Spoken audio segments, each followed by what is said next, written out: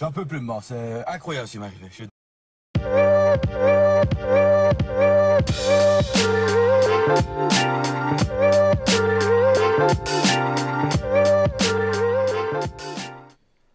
Et bonjour à tous, bienvenue sur la chaîne de l'Examen Crypto. Nous sommes le dimanche 8 décembre 2024, il est 9h40. Bien sûr, comme tous les jours, on va faire le point sur les news, on va regarder les indicateurs et on va regarder les cryptos, donc le Bitcoin et les altcoins. Allez, on s'installe confortablement avec directement le calendrier macroéconomique de la semaine prochaine. Donc ce sera un calendrier plutôt light, hein, j'ai envie de dire, avec mercredi des indices concernant l'IPC. Donc ça, effectivement, ce sont des indices qui ont un rapport direct avec l'inflation. Donc ça, ce sera mercredi. Et on aura jeudi les inscriptions hebdo au chômage ainsi que le prix à la production. Donc effectivement, on verra bien. C'est pas grand-chose. On a connu des semaines quand même bien plus chargées. Mais on verra bien parce que ça risque quand même d'être intéressant. Alors on jette un coup d'œil bien évidemment du côté des news, vous le savez. On fait toujours le point sur les news, c'est très important quand on est dans la crypto-monnaie. Alors on démarre directement avec Crypto Détente qui nous pousse que plus de 400 millions de wallets crypto sont en 2024. Donc là, sont détenus en 2024. Cette explosion reflète une adoption massive et continue des crypto-monnaies. Même si une personne ou une institution peut gérer plusieurs wallets, c'est vrai, ces chiffres impressionnants marquent un tournant dans la révolution financière numérique. Donc ça, regardez comment cette courbe est croissante. C'est vraiment hyper intéressant de voir ça et de se dire qu'il y a de plus en plus de personnes qui sont quand même dans la crypto-monnaie. Alors c'est vrai, hein, même vous, je suis sûr que c'est votre cas, vous avez des fois 2, 3, voire 4 wallets, peut-être même plus. Donc bon, c'est pour ça que à prendre avec des pincettes quand même, mais bon, d'une façon générale, la courbe est quand même plutôt croissante.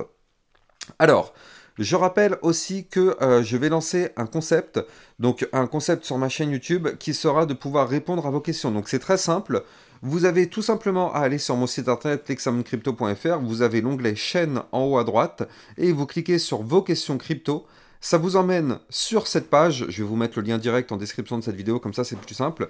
Et donc si vous avez une question par rapport à la crypto-monnaie, par rapport à l'écosystème crypto, ou tout ce qui gravite autour, la fiscalité, ou tout ce qui vous passe par la tête, n'hésitez pas, vous mettez vos pseudos et votre question, vous faites envoyer. Et moi, en fait, ce que je vais faire, c'est qu'une fois par semaine, ou peut-être 2 fois, ça dépend si effectivement ce type de vidéo fonctionne bien, eh bien, je vais faire une vidéo question-réponse, comme ça vous permettra d'avoir toutes les réponses à vos questions. Donc, n'hésitez pas, c'est pour vous, donc vous pouvez mettre toutes vos questions, et puis on verra ça dans une prochaine vidéo. Sûrement, peut-être demain, enfin ce soir ou demain soir d'ailleurs. Du côté du club LexaRocket, on avait vu la crypto Notcoin et la crypto Mantra. Crypto Détente qui nous pousse que je suis sûr que j'achèterai du Bitcoin à 1 million de dollars par Bitcoin. C'est ce que Michael Saylor dit en ne reculant devant rien. Il affirme qu'il investirait 1 milliard de dollars par jour en Bitcoin, même à ce prix stratosphérique. C'est conviction absolue ou stratégie audacieuse, une chose est sûre, Michael Saylor est prêt à suivre le Bitcoin jusqu'au sommet et même au-delà. Donc c'est vrai, hein, c'est ce qu'il nous dit dans la vidéo, je sais pas si vous l'avez vu, c'était Crypto Détente qui l'avait posté hier. C'est vraiment fou hein, que Michael Saylor nous dise ça, il dit que quoi qu'il arrive, le Bitcoin, peu importe son prix, il va en acheter. Alors c'est vrai que c'est le meilleur moyen de faire du DCA, ça vous le savez, c'est une très très bonne façon effectivement d'investir, donc je pense qu'il a quand même la tête sur les épaules, ce Michael Saylor, hein, il sait ce qu'il fait. Donc franchement, c'est quand même assez hallucinant de voir ça. Du côté du club LexaRocket, on a vu la crypto TRB ainsi que la crypto Fetch. Je rappelle que dans le club LexaRocket, ça vous permet de recevoir des vidéos concernant des potentielles crypto pépites et des vidéos de suivi régulières par rapport à toutes vos cryptos. Donc si vous vous demandez qu'est-ce qui se passe sur telle ou telle crypto, eh bien au moins dans le club, vous êtes sûr d'avoir ces vidéos. Comme ça, au moins, vous n'êtes jamais laissé à l'abandon. Crypto Détente toujours qui nous pousse que le résumé du dernier rapport du département du Trésor américain sur le Bitcoin et les actifs numériques. Donc le Bitcoin est principalement utilisé comme une réserve de valeur, souvent qualifiée d'or numérique dans l'écosystème DeFi. L'intérêt spéculatif a joué un rôle majeur dans la croissance des tokens numériques jusqu'à présent. Malgré cela, le market cap des actifs numériques reste faible par rapport à d'autres classes d'actifs financiers et leur développement actuel n'a pas significativement impacté la demande pour les bons du trésor. Donc effectivement, très intéressant de savoir ça aussi. On voit que ça évolue bien. Toujours du côté de Crypto Détente, la sénatrice Cynthia Loomis qui propose de financer une réserve stratégique de Bitcoin aux États-Unis en réévaluant les certificats d'or de la Fed à leur valeur de marché actuelle et en les vendant. Ces certificats émis en 1973 à un prix légal de 42,22 dollars de l'once pourraient aujourd'hui être valorisés à plus de 2600 dollars de l'once. Donc effectivement, ça fait quand même des plus-values plutôt intéressantes.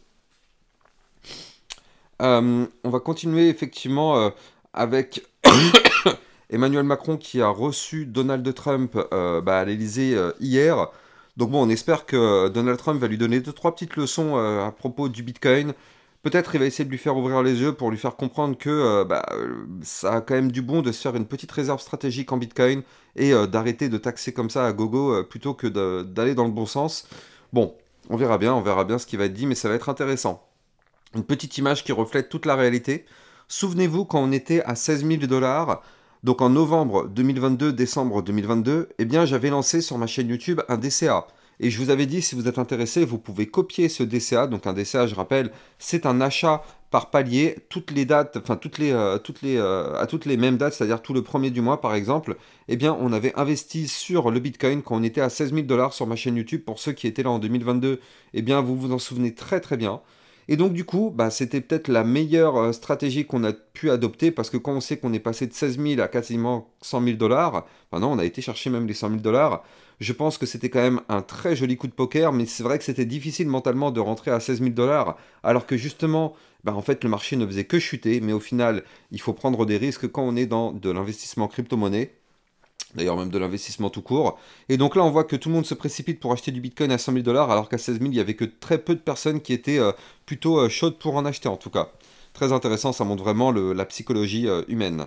Et on termine avec la CryptoRiff. On a fait un point hier soir dans le club Lexan Rocket, donc n'hésitez pas à venir rejoindre le club pour recevoir tout ce type de vidéos. Et n'oubliez pas de venir me suivre sur Twitter pour recevoir toutes les news et toutes les actualités. Vous avez mon lien en description de cette vidéo. Allez, on démarre l'analyse technique du Bitcoin, mais avant, je rappelle à tout le monde que tout ce que je vais dire dans cette vidéo n'est en aucun cas un conseil financier, c'est à vous de faire vos propres recherches. Et n'oubliez pas que le trading de crypto comporte des risques de perte partielle ou majeure.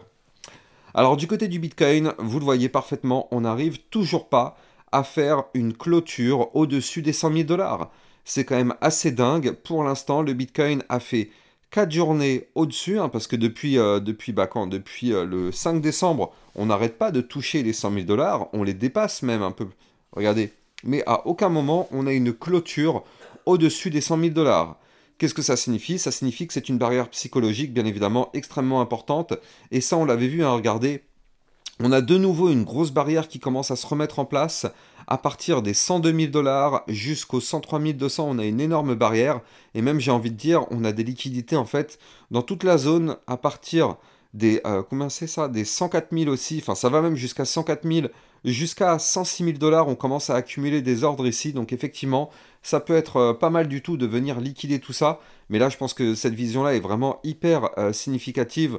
On voit vraiment ce mur de liquidité là qui est ici.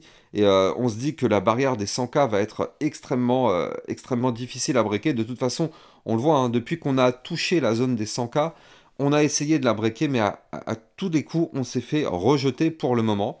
Et donc là, vous le voyez, à chaque fois qu'on va chercher les 100K, on pousse, on se fait rejeter, on retrace. Donc là, on est actuellement toujours sur une phase de retracement. Bon, est-ce que c'est grave? Pas du tout, parce que je rappelle que le Bitcoin a formé ici un point haut plus haut que son précédent. Donc ça, c'est une excellente nouvelle. Donc là, il faut quand même noter que tant qu'on se trouve actuellement au-dessus des 99 079, on est au-dessus de notre dernier point haut. Donc ça, c'est une excellente nouvelle pour le Bitcoin. Tant qu'on est au-dessus de ces niveaux clés, on garde ce nouveau point haut. Et même mieux que ça, vous l'avez vu, je pense que vous l'avez compris, on a un Bitcoin qui est en train de préparer un mouvement d'ampleur. Un mouvement important est en cours de préparation sur le Bitcoin. Vous l'avez vu, les bandes de Bollinger, ça y est, commencent à se resserrer très très très sérieusement. Et donc ça, vous savez ce que ça signifie, vous savez qu'il y a un mouvement important qui est en cours de préparation sur le Bitcoin et que quand il aura lieu, ce mouvement, effectivement, il va être très volatile. Alors, bien évidemment, ça ne veut pas dire que ce sera un mouvement haussier ou un mouvement baissier. Personne n'a de boule de cristal pour savoir ça ira dans quelle direction. Tout ce qu'on voit, c'est qu'on est au-dessus des supports. Donc, comme je vous l'ai dit, on est déjà au-dessus du dernier point haut. à 99 076, on est au-dessus du support des 98 018, on est au-dessus du support des 95 776, donc pour l'instant, il y a quand même de très très gros supports en dessous de nos pieds, donc ça c'est une excellente nouvelle. Par contre, on a quand même ce mur des 100K au-dessus de la tête, donc qu'est-ce qui va breaker en premier? C'est justement la question qu'on se pose. Est-ce que c'est la barrière des 100K qui va être pétée et on décolle to the moon? Ou est-ce que ce sont les supports des 98 000 et 95 000 dollars qui vont céder et malheureusement ça laissera lieu à un retracement plutôt prononcé parce que si on a un retracement ce serait pour aller chercher les 93 000 dollars puis les 92 voire même les 89 631 ou encore les 86 322, donc ça ce sont des niveaux clés à venir rechercher en cas de retracement, donc effectivement il va falloir se méfier, mais tout ce qu'on sait c'est que là effectivement dans les prochains jours, prochaines semaines mais plutôt prochains jours effectivement, le Bitcoin va breaker d'un côté ou de l'autre et effectivement quand il y aura cette cassure, ça va être un mouvement important. Si c'est un mouvement haussier, bah regardez ça, hein, étant donné quand même qu'on a pas mal de liquidités à venir chercher au nord, eh bien on pourrait très très bien aller rechercher justement ces liquidités entre les 104 et les 106 000 dollars. Ça peut être effectivement une zone clé à venir récupérer. Regardez, en passant quand même par la barrière qu'on a ici entre les 102 et les 103, il y aura aussi un gros pic dans cette zone-là. Donc ce sont des zones à venir rechercher, effectivement. Donc là, pour l'instant, effectivement, on est bloqué. Et je rappelle que si je dézoome et qu'on se met en vue encore plus long terme sur le Bitcoin, donc là, on a toujours, je le rappelle, cette ligne de tendance haussière, vous le voyez, ce trait bleu qui monte, c'est la ligne de tendance haussière bull run qu'on suit depuis maintenant plus de 2017. Et donc là, ça va nous donner une zone extrêmement importante de résistance à 105 722 dollars. Et donc effectivement, ce niveau clé sera une résistance qu'il va falloir breaker si on voudra aller chercher des points plus hauts. Mais c'est pour ça que je vous dis, aller chercher les 105 000 dollars, ça peut être complètement possible. Aller chercher des points encore plus hauts, bon effectivement, ce sera bien sûr plus compliqué. Mais déjà, aller chercher les 105K, si on arrive à péter par le haut les niveaux clés que je vous ai donnés, ce sera largement possible. Maintenant, on est quand même très très haut du côté du RSI, que ce soit un RSI hebdomadaire à 76 ou bien un RSI jour qui se trouve actuellement à 65. Donc c'est pour ça que je vous dis, là on a largement la place, ça se voit parfaitement au niveau de ce tracé, de faire un nouveau mouvement haussier. Mais ce mouvement haussier, il ne faut pas se dire que ce sera un mouvement de 50% ou plus, parce que là, vous le voyez, du côté du RSI, on est déjà très très haut. Donc effectivement, aller chercher les 105, 106, 107 000 dollars, ça peut être largement possible, mais on est très haut du côté du RSI. Donc là, effectivement, on risque d'avoir là aussi un retracement par la suite. Mais pour l'instant, c'est pas encore ce qui est prévu là tout de suite maintenant. Donc là, pour l'instant, c'est plutôt pas mal. On est sur une belle configuration. On est toujours sur une toute petite trend haussière avec des points bas de plus en plus haut, des points hauts de plus en plus haut. Donc justement, pour le moment, eh bien, les probabilités sont plutôt en faveur d'une cassure par le haut. Mais, bien sûr, on est en crypto-monnaie, vous le savez. Les probabilités et tout ça, on s'en fout. Le Bitcoin fait ce qu'il veut. S'il a envie de casser par le bas, il cassera par le bas. Mais en tout cas, notons quand même que d'un point de vue chartiste et d'un point de vue probabilité, ça va quand même dans le sens d'avoir une poursuite de la hausse. Donc là, pour l'instant, du côté du Bitcoin, il faut tout simplement patienter. On patiente, on n'y est pas encore, mais on voit que ça compresse à mort, et ça on aime bien parce que plus ça compresse, plus le mouvement de sortie sera hyper volatile, et c'est ce qu'on aime, c'est ce qu'on cherche, c'est ce qu'on veut. Allez, on va jeter un coup d'œil maintenant sur les altcoins. On va commencer avec le Solana qui n'arrive toujours pas à reprendre de la force, vous le voyez, hein, le Solana qui est toujours, bon, on est toujours au-dessus du support des 231 dollars, donc heureusement, mais vous le voyez, malheureusement, on n'arrive toujours pas du côté du Solana à récupérer la zone de danger, donc cette zone de danger, je rappelle, entre les 249 et les 260 dollars, c'est la zone de la TH, donc effectivement, bien sûr, c'est une zone de résistance absolue, et on voit que c'est cette zone qui nous a bien sûr rejeté. Donc là, pour l'instant, on est au-dessus des 231, donc tout va bien. Tant qu'on est au-dessus de ce support clé, l'espoir d'aller chercher des points encore plus hauts existe. Si par contre on perd ce support clé, vous l'avez compris, hein, ce serait pour retracer pour aller chercher les 216, puis les 204, voire même les 197 ou encore les 191. Donc on ne veut absolument pas casser ce support par le bas. Mais si on arrive vraiment à trouver un rebond dessus, ce serait pour retourner chercher les 249, réintégrer la boîte violette qui est ici, qui est la boîte de danger. Et si on arrive à péter cette boîte par le haut, on partirait alors to the moon en price discovery sur le Solana. C'est pas pour tout de suite, mais en tout cas, c'est plutôt propre ce qu'il nous fait. Pour l'instant, on est au-dessus du support. Je rappelle avant de continuer que vous pouvez me suivre sur Twitter pour recevoir toutes mes news, toutes mes actualités et bien sûr, vous pouvez aussi rejoindre le club Lexa Rocket pour recevoir encore plus de vidéos que ce que vous avez sur YouTube. Ça vous permet de recevoir des vidéos concernant des potentielles crypto-pépites et des vidéos de suivi régulier par rapport à toutes vos cryptos. Si vous voulez un suivi régulier par rapport à, à toutes les cryptos que vous suivez, bah effectivement, ça se passe dans le club Lexa Rocket, donc n'hésitez pas, vous avez bien sûr les liens en description de cette vidéo. Alors du côté de l'Ethereum, effectivement, là aussi ça pousse, regardez, on est sur une clôture hebdomadaire extrêmement importante. Alors oui, effectivement, on voit qu'on s'est fait rejeter par la résistance des 4085 ici, d'une façon hyper chirurgicale. On voit aussi qu'on se fait rejeter par la résistance des 3984 $ là aussi. Mais ce qu'on voit surtout, c'est qu'on est en train de tenter la ligne, la cassure de la ligne de tendance baissière bear market. Vous la voyez, c'est une ligne de tendance baissière qu'on suit depuis le dernier bull run. Tant qu'on est sous cette ligne, on est baissier. Je rappelle que l'Ethereum est une crypto pépite pour les prochaines semaines, prochains mois. Pour ça, il faut absolument clôturer déjà au-dessus des 3783 $, ce qui serait une très très bonne nouvelle. Alors bien sûr, je rappelle la règle. Même si on break ce niveau clé, on va pas pump to the moon. Je rappelle, quand on break un niveau clé, on revient le retester. Donc ce serait tout à fait logique de revenir retester ce niveau clé. Mais en tout cas, ce serait de très bon augure pour les prochains mois parce que là, c'est une ligne de tendance baissière qu'il faut breaker. Si on break une ligne de tendance baissière, vous l'avez compris, c'est pour bien évidemment continuer une phase haussière. Et quand on sait qu'on est sur un gigantesque pattern, on avait déjà calculé ensemble dans mes précédentes vidéos les targets. Alors oui, effectivement, l'Ethereum peut être clairement une crypto qu'il va falloir surveiller si on arrive à clôturer la semaine au-dessus des niveaux clés. Et ça tombe bien, on est dimanche, donc il va falloir surveiller la clôture ce soir à 1h du matin, qui sera une nouvelle fois décisive.